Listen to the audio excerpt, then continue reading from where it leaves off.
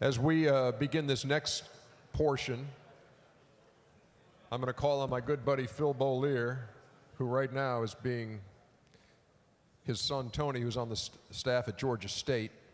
Their conversation continuing. Phil, Johnny Dawkins, good to see you. How are you? Wonderful. Mike Jarvis over here at the table next to Phil. I saw you guys, Phil, having quite the discussion. What was the thrust of it? Eric's got a mic for you. Oh, no, you got the mic, as a matter of fact. Thanks, Ernie. I think I can summarize this by saying that all of us as men who love the game of basketball, we want to let other people know that we love them more because of the God that we love than the game of basketball. And all the way around this table, we all said, man, we love basketball. But Coach Jarvis said, I want my wife to make sure that she knows I love her the most, right after God. Make sure someone tells my wife that, all right? Say that again, Coach. I said make sure someone tells my wife that, okay? No, you'll all be receiving a tape of the event today. Yes. Thank you, Phil. Tony, you were talking about breaking points, and the way you put it, making points. Explain that. Yeah, well, you had asked Todd, and then Buzz talked about the Sweet 16 and all that, and I kept thinking of the scripture, you know, what good is it if a man gains the whole world and yet forfeits his soul?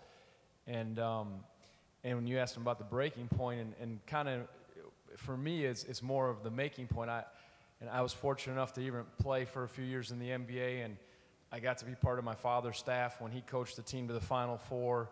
And even my career path I've been very fortunate. But the thing that I realized is, you get to a Final Four, or you make your dream of playing in the NBA, and it's never quite what you think it is. It feels good for a moment. It can be euphoric. It can be amazing. But after a while, that goes away, and then there's that continual lust for more.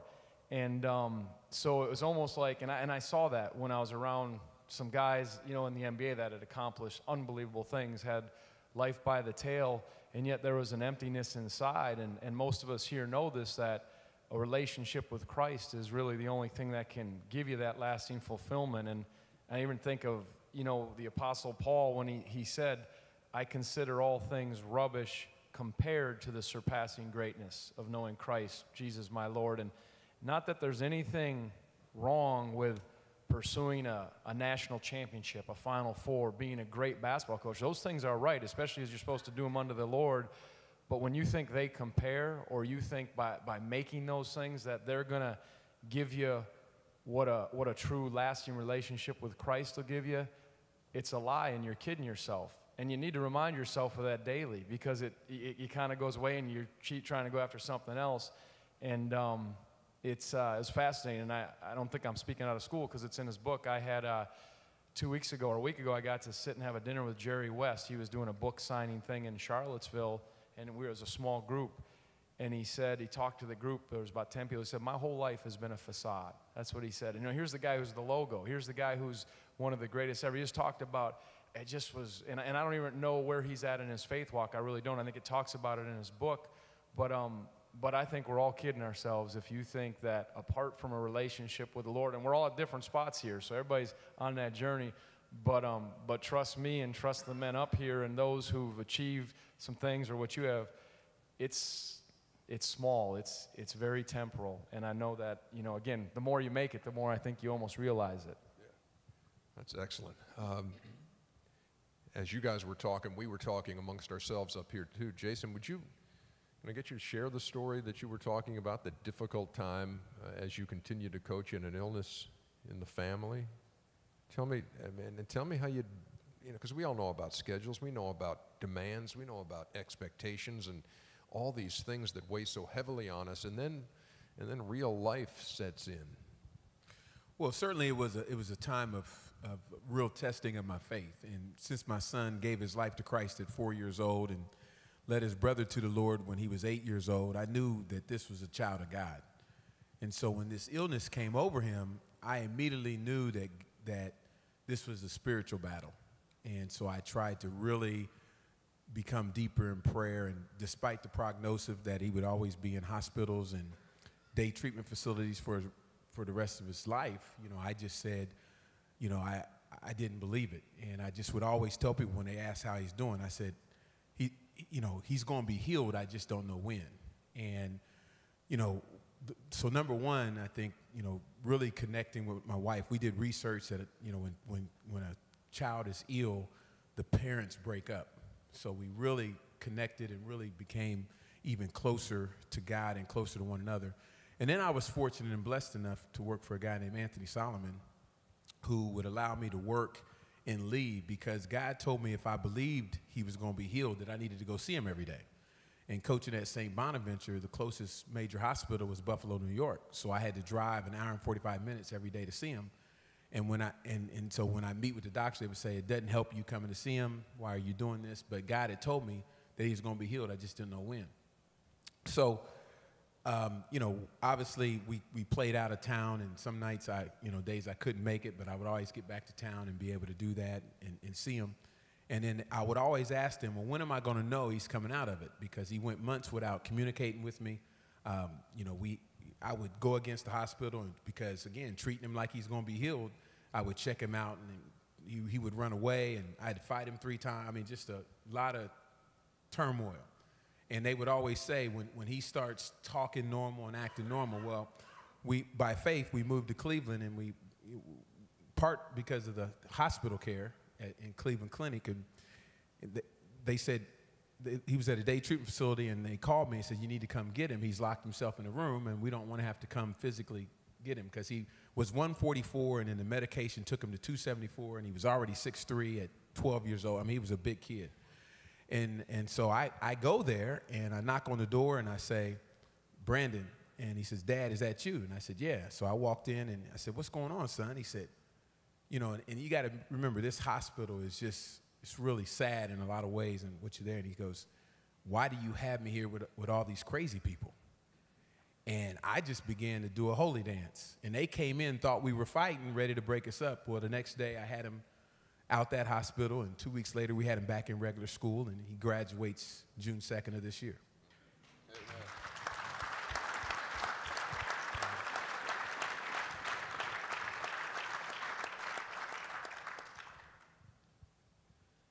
Todd, we're going to swing back to you on a stickman figure here now that has a lot more stuff than the first one we saw. And I think when I read the book, the order of the list of priorities and embracing position and passion, it's a very interesting take. So take us through this. Well, really, it's very representative of, I guess, the process, the journey. And again, backing up a little bit, for me, in that kind of epiphany moment, or that rock bottom moment. And it starts out with really recognizing this need that these guys are talking about up here too, with this foundation in Christ, and why we're really here, and understanding that this is the foundation. God created us. He loves us. He wants relationship with us. And so, and everything flows from there. Everything, if you're doing things that really distract or pull from that, or at the expense of those things, it's not going to be where, you know, his best will. So the question I get a lot is, okay, so you made this decision, you had this moment, and you threw your hands up and really surrendered and said, God, and I did. At that point in my life, I didn't care if I coached again. I didn't care if I ran a business. I didn't care where I worked the rest of my life. I truly remember the conversation, and nothing, I like Starbucks, but I remember throwing my hands up going, I don't care if I work at Starbucks the rest of my life. I'm working from my foundation. That's it. That's what I'm doing. And so the process for me was still, you know, took time. It doesn't happen like that. It's, you know, it's still a daily battle to wrestle with these motives that creep in. But for me, this is kind of spelling out the process, starting off with changing my prayer life. And when I talk about my prayer life, you know, so many times this is about just developing a genuine relationship. And I give the example of if we were to, back in the dating days of our lives, if we were to ask somebody out on a date and they accepted, we would go out on that date. And would we be satisfied if we enjoyed that date, of course? Would we be satisfied with maybe talking to that person once a week and going and visiting them maybe once a week? No, we would be pursuing a relationship. And prayer really is one of those ways to pursue that relationship. And so for me, I had to get more serious about really spending time, not just in prayer, talking to God, but listening to Him. Taking the time, man, in the day and age that we live with texts and emails and tweets and Facebooks and everything else known to mankind, sometimes you just have to get away and listen to Him. And so that becomes a discipline. That becomes an intentional thing. That was a big part of the prayer life, part of my prayer life that changed. Embracing position. We're told from a very young age in schools, churches, wherever, we are told, pursue your passions, pursue your dreams, go after it. You can be the best. You can be whatever you want. And which, again, in and of itself is not all bad. But what we've done in essence is, in a lot of cases, we've taught ourselves and a lot of folks around us to believe that it's never good enough. And where I am right now really doesn't matter because someday I'm going to be there. And it becomes all about climbing the ladder. And it doesn't matter whether you're in business, whether you're a coach, whatever. So much of your focus is about, I'm going to be my best so that I can get to the next step and get to the go. And what he taught me at that point in my life, and I really was able to just kind of surrender to it, was embrace your position where you are, Todd. Colossians 3:23 tells us, whatever you do, work at it with all your heart as if working for the Lord, not for man. And it doesn't say, which a lot of folks would maybe like it to say, as soon as you get into your sweet spot, as soon as you hit your dream job, as soon as you achieve what you think you want, where you're supposed to be in life, then give it your all. And for me, it was like, wait a minute. He has you right where you are for a reason. And He wants you to, whatever you do, work at it as if working for Him. So I had to really learn to just say, okay, I'm not going after these things. I'm embracing right where I am and let God do it. And it's amazing how unconventional things will happen, which they have in the fact that I'm sitting here. It's very unconventional what God can do when we just open up and say, do it, God. Loving people. We could talk a long time about that one. The key part there, I think, in the day and age that we live is this need for reconciliation, for loving people and understanding that those relationships in your life that are not reconciled, that if there's bitterness anywhere in your life because you're struggling with somebody, and the Bible tells us in multiple places what that will do to us. And Jesus was really serious about the forgiveness thing. In the Lord's Prayer, He talked about it, of course, and then He chose that point to reiterate. If you look up in Matthew and you read Him talking about the Lord's Prayer, that was the point He went back to. He said, for if you forgive. It was pretty serious stuff that He was talking about there. So loving people, I always try to encourage, it means really learning to just forgive people and walk, genuinely loving those and being reconciled. Setting priorities. I mentioned I was not taking care of myself.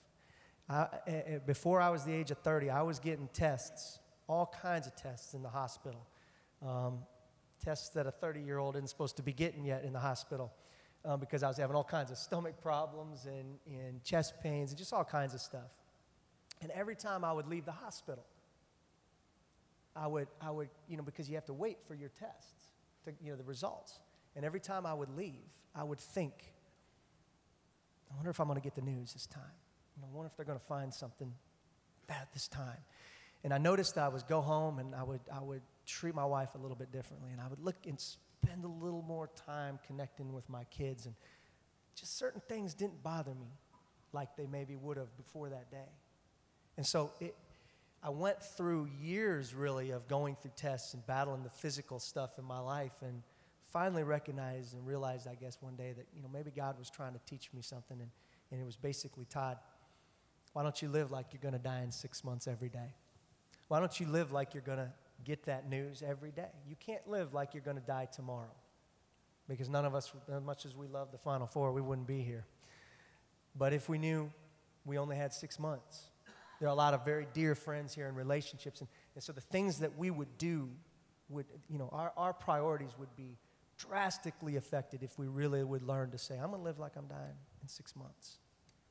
And so that was a real change in my life in terms of priorities, putting God at the center of everything instead of, because we classify what is it that classifies him as a priority? Well, there's certain things that we, if we go to church or we do this, we do this.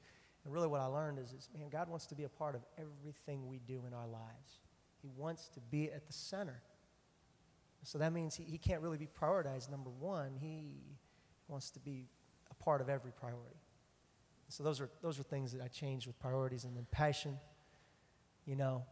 passion follows this purpose thing. And when I felt that I started to really live those things out, I felt like my passion became healthy. James 3:16 tells us where you have selfish ambition, envy and selfish ambition, there you find disorder and every evil practice. This goes back to the motives. And again, when you stop and think about that verse, it tells us right there, selfish ambition and every evil practice.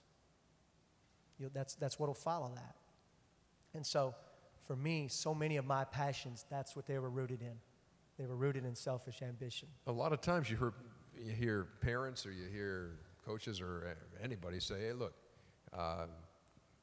follow your passion and go after it. But it's, as you explain in the book, it's know your purpose and go about it with passion. Correct? Am I following, or did I miss the point of the book? Oh, thank you. You nailed it. You nailed it. That's more than anything else. And again, it goes back to that. The why, really what it is aligning why you do what you do, which again is so many of our passions. We're pursuing something. It's aligning that with why you're here first. And that's what we've forgotten in a lot of cases. We get so hurried to try to achieve this, or pursue this passion that we forget why we're really here. That's where the passion gets messed up and is selfish. Is it hard, like Stan, given this profession that you're in, and given the rewards that are out there, the notoriety that's out there, to have the passion about the right things, or how difficult a tightrope is that to walk? Oh, I battle that every week. I mean, because I grew up in the home of a minister, and my dad was in the ministry for 55 years, and I saw him give to his congregation all my growing up years. And when you get into basketball, I thought basketball coaching was my calling, not to go into ministry, but to be my form of ministry. And you get into that, and then you get so many pressures, so many expectations, the risk reward of climbing the ladder, and where's that jumping off point going to be, or where's that difference-making point going to be in your life. It's something you have to pursue every day, and I think Todd's hit it right on the head. I haven't got all the way through his book yet, and I hadn't got to this point, and just sitting here with my peers and hearing some of their stories, I can look at when my prayer life is a two-way form of communication where I'm reaching out, but I'm also listening back. Things happen more successfully in my life, and I understand more what I'm doing, and I'm able to reach more people because I start with myself. And then I started out at a very small Christian school. It was my first coaching job right out of college, and when I just made that big time where I was, even though I always wanted to be a college coach, I wanted to be a head college coach, and now I'm 17 years as an assistant. I still haven't reached that dream, but when I embrace every day trying to be a great assistant for Leonard Hamilton, it just makes me that much more effective in my job with our players. And I could just go down all the list here, but that's a challenge every week because we have so many things that get jumped up, roadblocks and obstacles that want to jump out in front of us to take us, and I think that's a spiritual battle every day that tries to limit our effectiveness. I think, I don't know about y'all, but when I look at that list, and look, this is not a knock on anybody. It's just this hotel, this week, it's crazy. I mean, there's everybody in the coaching world and everybody who wants to be in the coaching world. And I don't know, I think the biggest struggle is with embracing your position. I think everybody, there's a lot of folks who want to change that position. And that's not to me, it's not a bad thing. Everybody wants to have a goal and that kind of thing. But I think embracing your position is probably the toughest one of those to latch on to. Am I off the mark here, Buzz? Or tell me that, yeah, I see a shred of truth in there. I don't think so. Yeah, I think that's what you see when we leave here. There's a lot of guys maybe not wanting to embrace their position, and then a lot of guys wanting to make sure that you understand what their position is. I think that's what it is. And, I'm not sure exactly what God has in store for Stan. Stan should have been a head coach 10 years ago. Stan's way more deserving of an opportunity to be the head coach at Marquette than I am. And I don't say that because he's my friend. That's the truth. And there's guys that are here today that because of the example that they set for me, it didn't just change my basketball life. It changed who I am as a person, which changed who I am as a husband, which changed who I am as a father, which then changes who I am relative to my example to our players and to the people that I hire and to the people that work with us. God's seldom early. He's never late, and he's always on time. But we're always trying to manipulate the timing of that. And,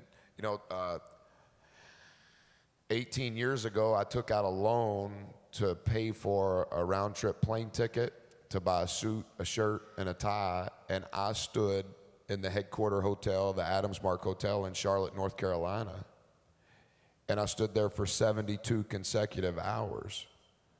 And I didn't have any money for a room, and I didn't even know what a rental car was, and I passed out my resume, and it was a one-sheet of colored construction paper that said I could really do a good job washing clothes and sweeping the floor.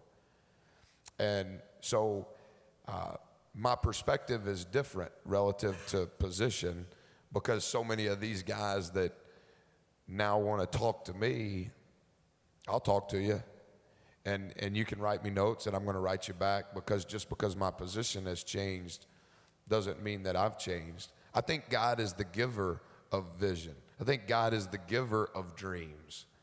And I think we just think naturally about that. Like he was saying 30 minutes ago, I'm going to do this, and then I'm going to go here, and then I'm going to do this, and then I'm going to make this much money, and then I'm going to do this. We think naturally. We think linear. God does the supernatural.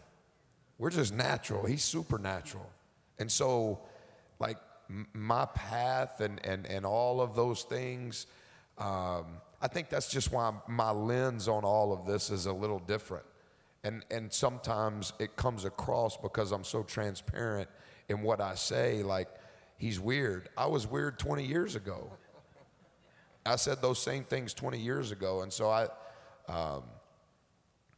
think God is the giver of those dreams, though. So I don't think that we should ever try to calm them down.